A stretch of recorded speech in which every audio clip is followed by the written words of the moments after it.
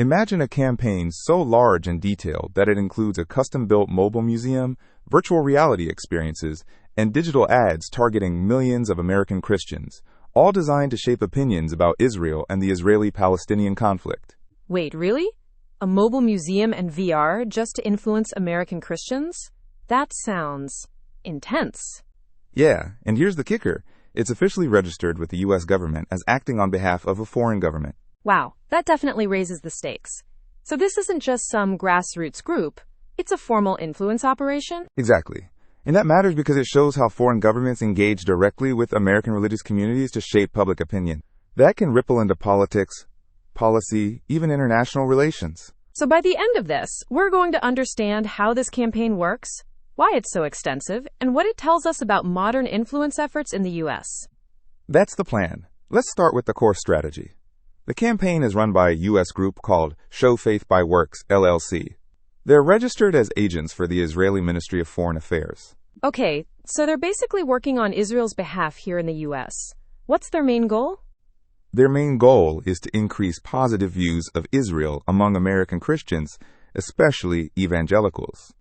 They do this by connecting biblical history, current events, and pushing back against pro-Palestinian narratives. So it's a mix of education and persuasion? Right. They want to teach Christians about Israel's historical and religious significance, highlight Israel's democratic values, and expose Palestinian support for Hamas and terrorism. Plus, they encourage Christian tourism to Israel, emphasizing biblical sites and the birthplace of Jesus. That's a pretty comprehensive approach. But what about this mobile museum you mentioned? The 10/7 experience. It's a custom-built trailer, about 30 to 40 feet long, designed by Hollywood set artists. Inside, they have VR headsets, large touchscreens, and immersive displays. So visitors can actually experience the story of the October 7th attacks and see the Israeli Defense Forces' perspective? Exactly. It brings a complex and emotional story to life in a very tangible way. The trailer travels to churches, Christian colleges, and major Christian events across California, Arizona, Nevada, and Colorado. That's a lot of ground to cover. How often do they move it around? They plan to book different churches and colleges each week, aiming to reach tens of thousands of people directly. It's like a traveling exhibit that makes the conflict personal for visitors. That's pretty powerful. Yeah, and it's just one part of the campaign. They also use advanced digital tools, including something called geofencing. Geofencing? Can you explain that simply? Sure. Think of it like drawing a digital fence around a church or a megachurch.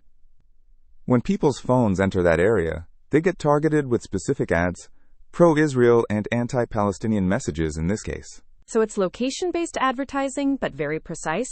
Exactly. And this campaign claims to be the largest Christian church geofencing effort ever in the U.S.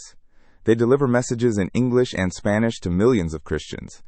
And these ads link people to a website with more resources? Yes, a site with pro-Israel pastoral resources, social media content, and educational materials. They also sponsor Christian podcasts and social media influencers to spread their messages, especially targeting younger Christians. That's a smart way to reach different age groups and communities. Definitely. On the ground, they hire Christian staff in key states with large Christian populations, California, Arizona, Nevada, and Colorado, to engage directly with pastors, churches, and Christian colleges. What kind of materials do they provide? They distribute pastoral resource packages with educational materials, maps of Israel, videos, and instructions for pastors to share with their congregations. The messages are tailored for different groups: youth pastors, black churches, Hispanic congregations, even Catholic communities, and often delivered in multiple languages. So it's not a one-size-fits-all approach. They really customize their outreach. Exactly. They also attend major Christian events like the Southern Baptist Convention and the Harvest Festival to set up displays and engage attendees. This sounds like a huge operation. What about the budget? It's substantial. The mobile trailer alone costs around $175,000. Then there's money for towing vehicles, VR equipment, tents, printed materials, travel, event sponsorships, and staffing. Do they say how many people they're targeting? Over 3.8 million Christians in those 4 states, aiming to reach 5 to 10% of churches and individuals through their programs. That's a massive audience. Are there any notable figures involved? Yes, they plan to involve well-known Christian celebrities and athletes, people like Chris Pratt, Tim Tebow, Stephen Curry, and prominent pastors like Rick Warren and Greg Laurie. That definitely adds credibility and broadens their reach. So what does all this tell us?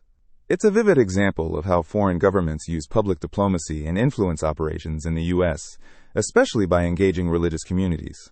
And the Foreign Agents Registration Act requires transparency about these activities, but most people probably don't realize the scale or sophistication involved. Right. It shows how international conflicts and narratives are shaped not just by governments, but through targeted cultural and religious outreach. It also raises interesting questions about the role of religion in geopolitics and how public opinion is influenced in subtle, high-tech ways.